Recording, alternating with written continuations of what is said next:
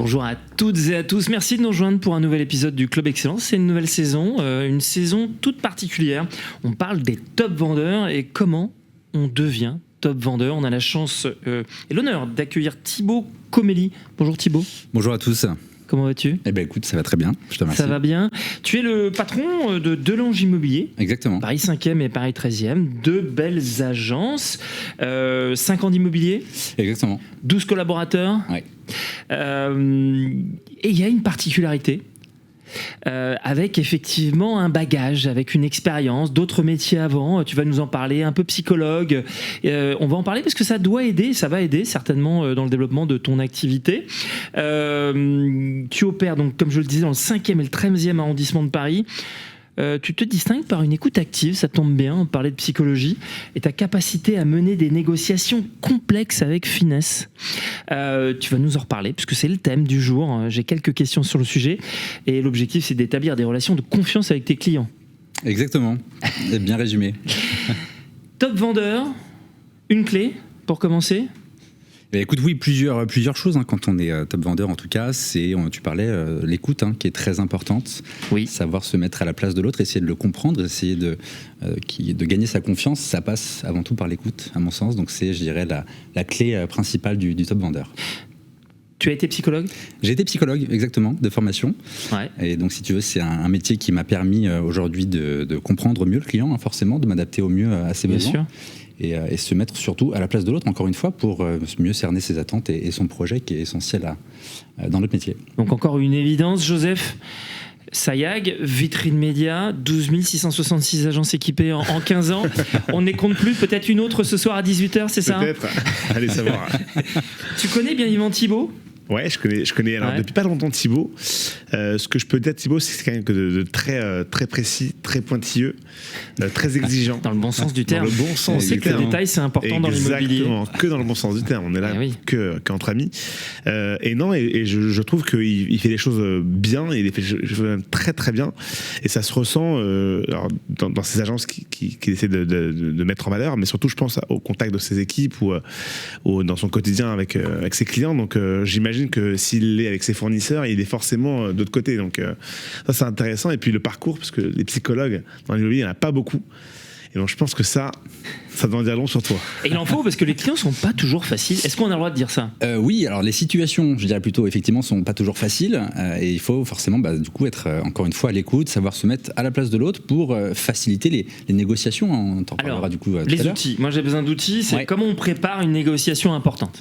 Écoute, plusieurs choses. Moi, je te dirais comme ça que ça passe par plusieurs phases. Avant tout, tu prépares une négociation vraiment comme un sportif de haut niveau avant une compétition, je te dirais. Ouais. Une première phase, donc, c'est la phase d'analyse. Tu collectes avant ce rendez-vous toutes les informations disponibles sur le bien, le vendeur, l'acheteur. Oui.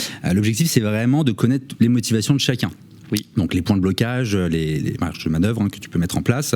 Oui. Ensuite, une deuxième phase qui est assez importante à mon sens, c'est mettre en place une stratégie. Donc une fois que tu as récolté toutes les informations, il faut identifier un petit peu les leviers psychologiques à activer, si je puis dire. Donc c'est par exemple, est-ce que le client est sensible au temps, sensible à l'argent, à la sécurité ? Oui. Ce qu'il faut avoir en tête, c'est que forcément chaque négociation est différente, donc il faut vraiment s'adapter au projet de chacun. Oui. Et ensuite, encore une fois, sur le lien avec le sportif de haut niveau, on adopte la meilleure posture mentale avant ce rendez-vous, avant cette négociation, pour se mettre dans les meilleures conditions. Donc, avec un état d'esprit calme, concentré, déterminé. Donc, il ne s'agit pas forcément... Je médite un petit peu, exactement, tous les matins. Juste avant une négociation, c'est vraiment non, pas forcément avant la négociation, mais en tout cas, effectivement, se mettre vraiment dans cette idée de posture mentale, être dans les meilleures conditions, faire abstraction un petit peu de la journée, du matin, quand on prend les transports et on sait qu'à Paris, ça peut devenir compliqué. Donc voilà, mettre de côté tout ce qu'on peut ressentir émotionnellement pour vraiment être dans les meilleures conditions pour mener à bien cette négociation. Le sport permet justement de contribuer à son état mental, à sa santé mentale. Donc oui, il faut en pratiquer dès qu'on peut. Non, mais c'est vrai que parfois on oublie des recettes assez simples. Le sport, la méditation. Bien dormir, bien manger. Exactement. Exactement, c'est des choses qui sont importantes et qu'on essaye de mettre en place chez Delange Immobilier de toute manière. Mais voilà, l'objectif, c'est de rester agile, en fait, si tu veux. C'est ça qui est important quand on est avec un client et la situation, la négociation n'est pas toujours celle qu'on anticipait. Donc, il faut aussi se préparer et justement anticiper les rebondissements qui peuvent Alors, justement, les rebondissements ou les erreurs, qu'est-ce qui se passe avec tes négos? Parce que vous êtes 12 personnes, 12 collaborateurs. Il y a quand même parfois des petites erreurs. C'est quoi d'ailleurs et comment on les corrige? Bah écoute, j'en vois effectivement très régulièrement des erreurs. La première, et on revient sur ce qu'on disait, donc l'écoute, la première qui est très importante, c'est parler plus qu'il n'écoute. Ça arrive à beaucoup de personnes, forcément. Beaucoup qui pensent qu'il faut convaincre en parlant.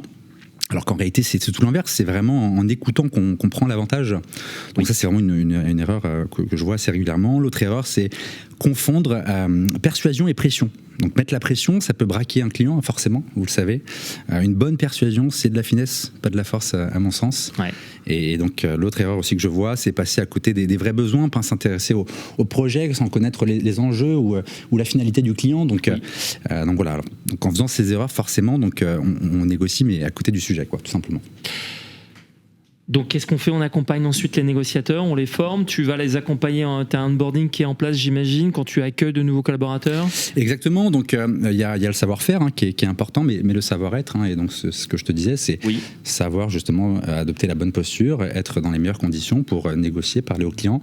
Et encore une fois, un mot d'ordre, savoir écouter. Savoir écouter, l'écoute active. Exactement. Alors, parce que l'écoute active, moi j'ai l'impression que c'est quand même simple, Joseph, l'écoute active. Comment on pourrait le définir? Tu dirais quoi, Joseph, l'écoute active? On écoute le client, c'est ça? Ouais, mais c'est écouter, en fait. Et en fait, moi je trouve que quand on écoute le client, en fait, il nous donne toutes les clés. Et en fait, il faut juste... Mais ça paraît simple. Et souvent, tu le disais, les gens préfèrent parler pour convaincre. Et ils espèrent en fait convaincre en parlant le plus fort et le plus longtemps. Mais en fait, il faut juste écouter, poser les bonnes questions. Et en fait, le client va tout vous dire. Et en fait, ça paraît simple, mais c'est exactement ça. Enfin, c'est ce que je crois, en tout cas. Et l'écoute active, c'est vraiment écouter, mais rebondir pertinemment. Est-ce que c'est pas ça l'écoute active? Les bonnes questions. S'il y a un talent que je connais chez Joseph, parce que je travaille avec Joseph depuis 15 ans, c'est qu'il sait poser les bonnes questions tout de suite, qui d'ailleurs piquent un peu. J'ai remarqué chez Joseph. Est-ce qu'on a ça aussi chez Delange Immobilier, les questions qui piquent un peu, mais qui permettent de toucher juste et justement d'aller au bon endroit? Les bonnes questions. Eh ben, écoute, avec Joseph, je l'ai eu. En tout cas, ça, je peux te le dire. C'était quoi la question qui piquait un petit peu? Non, mais je pense qu'il a aussi, comme je disais tout à l'heure, très bien su cerner la relation de temps que j'avais, moi, dans mon projet, par exemple, sur le projet des agences. Donc, il a su effectivement m'amener aux bonnes questions et donc à prendre des décisions par rapport à ces questions qu'il a amenées. Donc, non, il a des vraies compétences là-dessus, effectivement. Donc, finalement, c'est pas un jeu gagnant-perdant, c'est un jeu gagnant-gagnant, c'est ça? Exactement. La négociation? Exactement, mais moi, si tu veux, pour parler de l'écoute active, c'est pas juste entendre ce que l'autre dit aussi, c'est de capter donc ce qu'il ressent, ce qu'il veut pas forcément dire pour pouvoir effectivement comprendre encore une fois mieux ses besoins et trouver la meilleure décision pour lui. Les non-dits. Mais il faut être un peu psychologue quand même. On revient au métier de la psychologie. Il faut la formation quand même. Donc, pas forcément, il faut aimer les gens. Il faut aimer les gens avant tout, il faut être à l'écoute, encore une fois, et ça suffit pour justement comprendre l'autre, à mon sens, Delange Immobilier, on parle un peu d'avenir là. Moi j'ai envie d'en savoir plus parce que je sens de la motivation, de l'ambition. Donc une agence dans le 5e, dans le 13e. C'est quoi la prochaine étape? La prochaine étape, c'est de développer ce qu'on a déjà commencé à créer, donc avec Joseph notamment. Et donc si tu veux, c'est après d'amener cette marque le plus loin possible, de la développer. Je dirais qu'il n'y a pas de limite dans notre projet de toute manière, mais voilà, on y va step by step. On est en train de construire avec les équipes ce projet, et donc l'objectif à terme, c'est vraiment d'évoluer tous ensemble et de mener une nouvelle marque dans l'atmosphère parisienne du marché immobilier en tout cas.